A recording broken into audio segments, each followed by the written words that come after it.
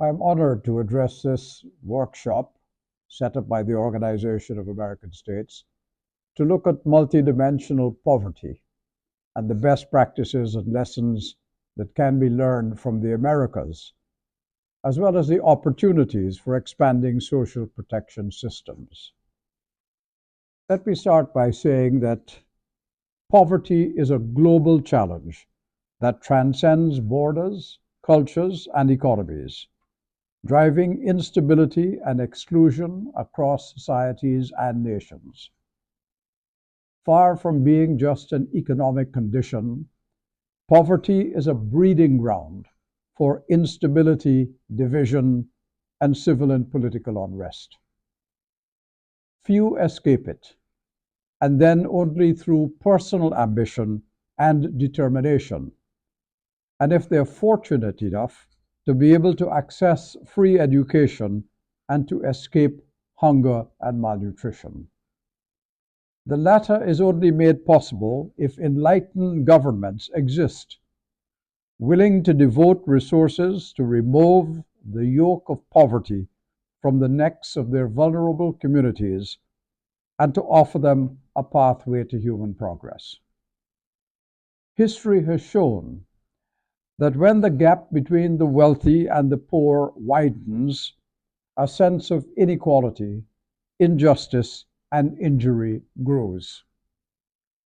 Those living in poverty feel excluded from societal progress.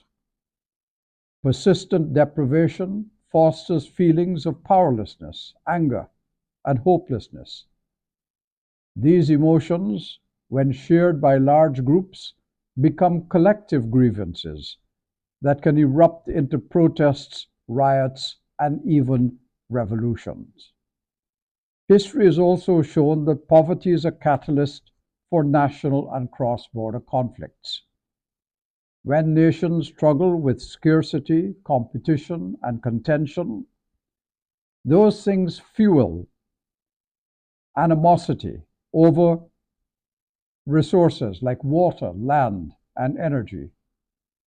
In society, the others, those marginalized, overlooked, and excluded, are often the poor. They are treated as outsiders, as though poverty somehow diminishes their humanity. As between states in the international system, the same situation applies. Poor, small, and vulnerable nations are excluded from the councils of decision making. And when they are allowed to enter, it is usually to hear promises and pledges that are never kept. But despite these failures, multilateralism must be pursued. For poverty, like every other tragic human problem, knows no borders.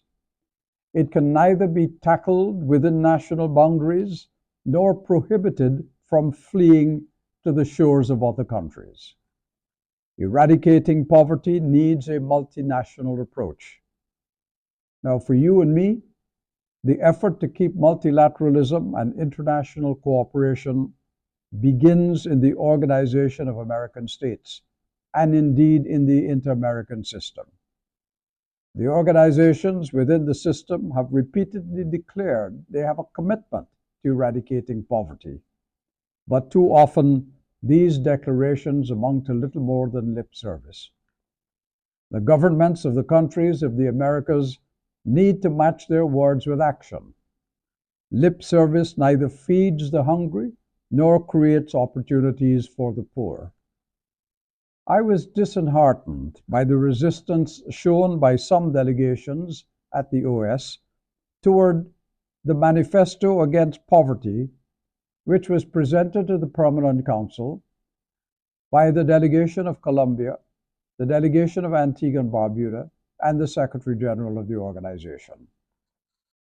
The ideological interpretation of the word manifesto was used to derail a declaration of principles that could have served as the basis for the organization's plan of action to eradicate poverty.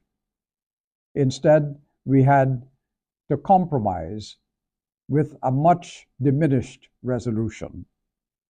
But I'm also disappointed that to date, no delegation has moved to implement the resolution that agreed to the establishment of a joint working group of the Permanent Council and the Inter-American Council for Integrated Development against Poverty.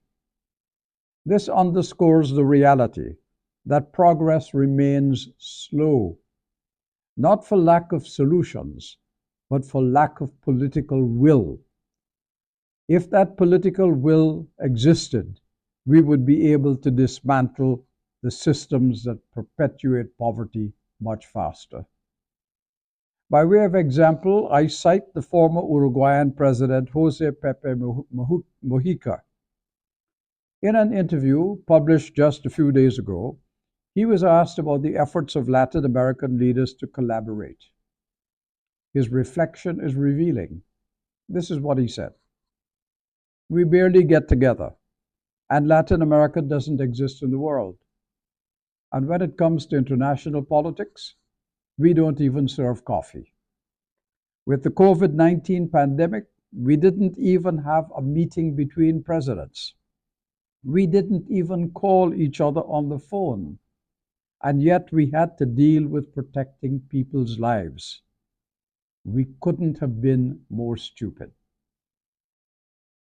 I mention Mujica's words because I want you to be aware of the circumstances and environment in which you are undertaking your work to confront poverty and its consequences. I tell you of these realities to embolden you to overcome them, to encourage you to produce the evidence that can mobilize action, to urge you to pursue the cause of eradicating poverty, not only because it is noble, but because it makes for a more equitable, stable, and prosperous world. For too long, the idea has been around that the poor will always be with us, and it has been used to justify inaction and complacency. But poverty is not a divine inevitability. It is a human-made condition driven by inequality, neglect, and short-sightedness. The work of this forum is important, encouraging the exchange of best practices, strengthening the technical capacities of member states, and creating spaces for dialogue are all essential starting points. Your work, focused on goals that offer social protections from poverty and methods to prevent it, can help to produce meaningful action and tangible outcomes. The welfare of millions can be improved and enhanced by it. As Nelson Mandela declared, millions of people are trapped in the prison of poverty. It is time to set them free. Thank you very much.